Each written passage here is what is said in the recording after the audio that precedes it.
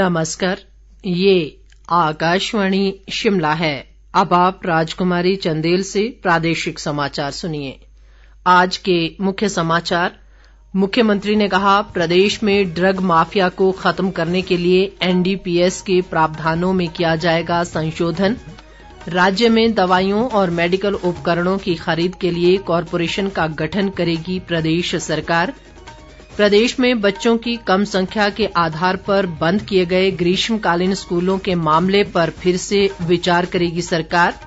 और विधानसभा में राज्य का वर्ष 2023-24 का 56,683 करोड़ 69 लाख रुपए से अधिक का बजट पारित। अब समाचार विस्तार से।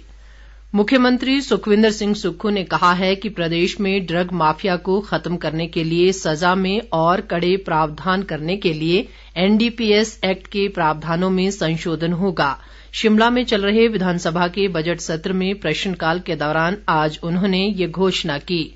मुख्यमंत्री ने कहा कि उन्होंने इस संबंध में केंद्रीय गृह मंत्री से बातचीत की है और नए प्रावधानों का खाका तैयार किया जा रहा है। विधायक मलिंद्र राजन के सवाल के जवाब में मुख्यमंत्री ने कहा कि सरकार को बॉर्डर एरिया में स्थित पोस्टों पर तैनात कर्मचारियों को लेकर शिकायतें मिली हैं और सरकार ने इन कर्मचारियों को रोटेट करने का निर्णय लिया है। सुखविंदर सिंह सुक्खू ने कहा कि सरकार एक ही स्थान पर कर्मचारियों को बार बार पोस्टिंग देने की प्रथा को खत्म करेगी ताकि किसी भी प्रकार के भ्रष्टाचार को रोका जा सके। विधायक सुखराम चौधरी और चैतन्य शर्मा के संयुक्त सवाल के जवाब में मुख्यमंत्री ने कहा कि 2020-21 से वर्ष 2022-23 तक प्रदेश में प्रधानमंत्री आवास योजना शहरी के तहत 4,814 आवासहीन लोगों को लाभान्वित किया जा चुका है। उन्होंने कहा कि इसी अवधि में प्रधानमंत्री आवास योजना ग्रामीण के तहत 7,396 आवासहीन लोगों को आवास सुविधा प्रदान की गई है। भाजपा सदस्य बलवीर वर्मा के सवाल के जवाब में शिक्षा मंत्री रोहित ठाकुर ने कहा कि चौपाल विधानसभा क्षेत्र में 5 स्कूल ऐसे हैं जहां 0 एनरोलमेंट है और 8 स्कूल ऐसे हैं जहां कोई शिक्षक नहीं है और इन क्षेत्रों में जल्द शिक्षकों को भेजा जाएगा। उन्होंने कहा कि ट्रांसफर के माध्यम से किसी भी स्कूल को शिक्षकों से खाली नहीं रखा जाएगा और न ही सिंगल टीचर को भेजा जाएगा। उद्योग मंत्री हर्षवर्धन चौहान ने कहा कि प्रदेश में औद्योगिक निवेश आकर्षित करने के लिए सरकार सिंगल विंडो सिस्टम खत्म करने जा रही है। इसके स्थान पर इन्वेस्टमेंट ब्यूरो बनेगा। उन्होंने कहा कि सिंगल विंडो सिस्टम बहुत लंबा है और अत्यधिक जटिलताओं के कारण उद्योगपति निवेश के लिए आगे नहीं आ रहे हैं। कांग्रेस विधायक सुधीर शर्मा के सवाल के जवाब में उद्योग मंत्री ने कहा कि नई व्यवस्था के अनुसार राज्य के सभी विभागों को उद्योगपतियों को एक निर्धारित समय सीमा के भीतर उद्योगों की स्थापना के लिए एनओसी देनी होगी। लोक निर्माण मंत्री विक्रमादित्य सिंह ने कहा कि नाचन विधानसभा क्षेत्र के तहत धनोटू में पीडब्ल्यूडी के विश्राम गृह के निर्माण में जानबूझकर हुई देरी की जांच की जाएगी और संबंधित ठेकेदार के खिलाफ कार्रवाई की जाएगी।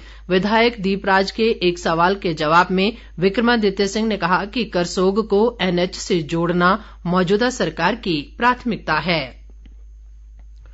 प्रदेश सरकार राज्य में दवाइयों और मेडिकल उपकरणों की खरीद के लिए कॉरपोरेशन गठित करेगी। स्वास्थ्य मंत्री कर्नल धनीराम शांडिल ने आज विधानसभा में विपक्ष द्वारा स्वास्थ्य विभाग पर लाए गए कटौती प्रस्ताव पर हुई चर्चा के जवाब में ये घोषणा की।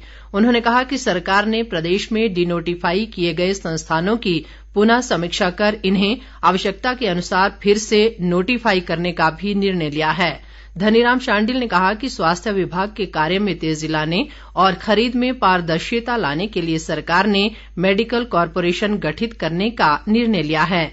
स्वास्थ्य विभाग में इसी कॉरपोरेशन के माध्यम से खरीददारी की जाएगी ताकि किसी भी प्रकार के भ्रष्टाचार से बचा जा सके। स्वास्थ्य मंत्री ने कहा कि सरकार प्रत्येक विधानसभा क्षेत्र में एक आदर्श स्वास्थ्य संस्थान विकसित करेगी। धनीराम शांडिल ने कहा कि आयुष्मान भारत और हिमकेयर योजना में सरकार ने पहले से अधिक बजट का प्रावधान किया है। उन्होंने कहा कि आयुष्मान भारत योजना के तहत केंद्र से प्रदेश को 54 करोड़ 76 लाख रुपए की राशि लेनी है। ये मामला उन्होंने केंद्रीय स्वास्थ्य मंत्री से व्यक्तिगत तौर पर उठाया है और जल्द ही ये राशि हिमाचल को मिल जाएगी। भाजपा सदस्य राकेश जम्वाल ने कटौती प्रस्ताव पर चल रही चर्चा में हिस्सा लेते हुए कहा कि हिमकेयर के माध्यम से मरीजों का इलाज करने से मना किया जा रहा है। उन्होंने मांग की कि सरकार इस योजना को आगे जारी रखे ताकि आम लोगों को इसका फायदा मिल सके।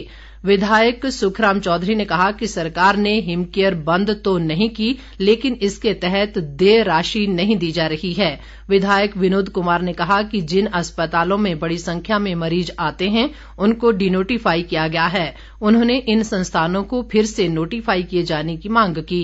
उन्होंने कहा कि प्रदेश में खराब पड़ी 108 एम्बुलेंस की जगह नई एम्बुलेंस का कोई जिक्र बजट में नहीं किया गया।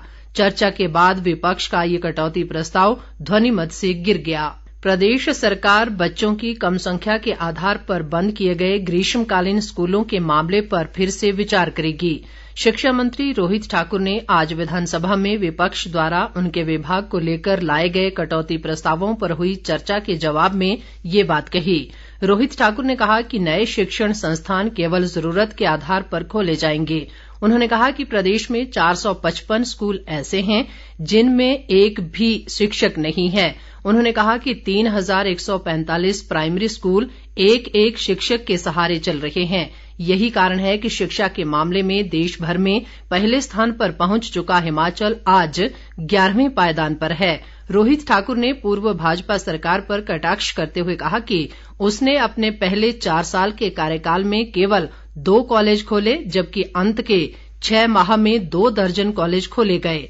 इससे पहले भाजपा सदस्य रणधीर शर्मा ने शिक्षा पर लाए गए कटौती प्रस्ताव पर चर्चा शुरू करते हुए कहा कि अभी भी बहुत से गांव हैं जो सड़कों से नहीं जुड़े हैं।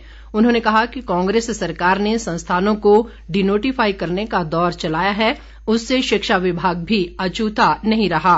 भाजपा सदस्य जीतराम कटवाल ने कहा कि डिनोटिफाई किए गए स्कूलों को फिर से बहाल किया जाए। प्रदेश विधानसभा ने आज राज्य का वर्ष 2023-24 का 56,683 करोड़ 69 लाख रुपए से अधिक का बजट पारित कर दिया। मुख्यमंत्री सुखविंदर सिंह सुक्खू ने इस संबंध में विधानसभा में हिमाचल प्रदेश विनियोग विधेयक 2023 पेश किया, जिसे सदन ने ध्वनिमत से पारित कर दिया। इसी के साथ राज्य की संचित निधि से वित्त वर्ष 2023-24 के लिए राज्य सरकार को 56,683 करोड़ 69 लाख रुपए से अधिक की राशि खर्च करने का अधिकार मिल गया है। मुख्यमंत्री सुखविंदर सिंह सुक्खू ने बीते 17 मार्च को विधानसभा में अगले वित्त वर्ष का बजट पेश किया था।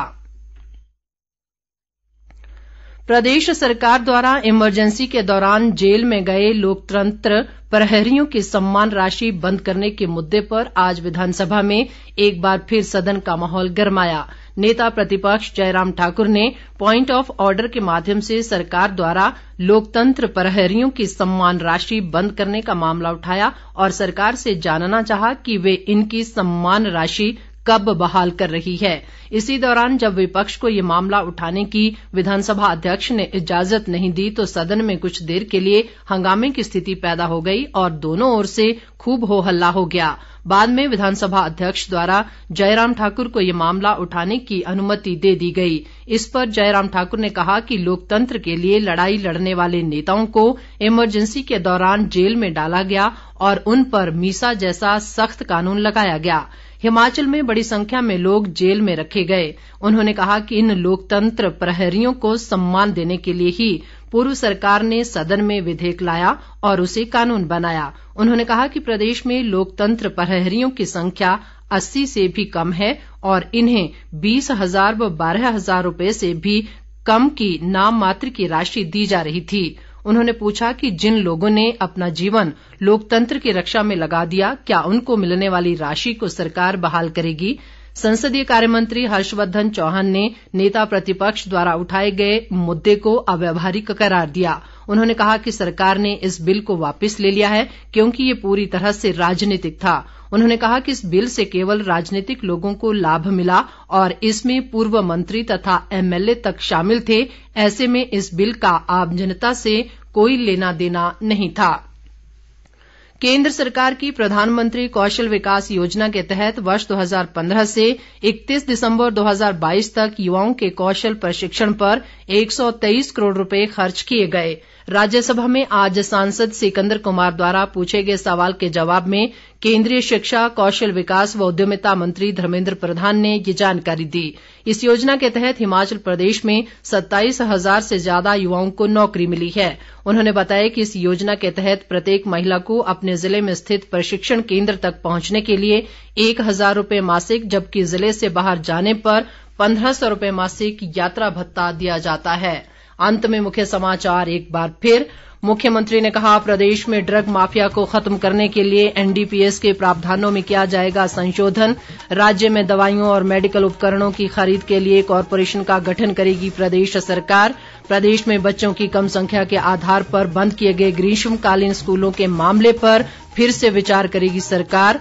और विधानसभा में राज्य का वर्ष 2023-24 का 56,683 करोड़ 69 लाख रुपए से अधिक का बजट पारित। इसके साथ ही ये समाचार बुलेटिन समाप्त हुआ। नमस्कार।